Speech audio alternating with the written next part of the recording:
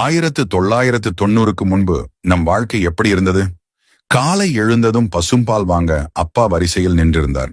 வாங்கி வந்த தண்ணீர் கலக்காத பாலில் அம்மா டீ போட்டு கொண்டு வந்தார். குடும்பத்துடன் அமர்ந்து டீ குடிப்பதை கூட அவரவர் முகத்தை பார்த்து ரசித்து குடித்தோம்.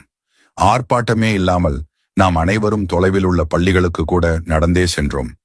ஆசிரியரின் மீது மரியாதையும் பயமும் இருந்ததே தவிர ஒரு நாளும் ஆசிரியரை தரக்குறைவாகவோ இழிவாகவோ ஒரு மாணவனும் நினைத்ததில்லை.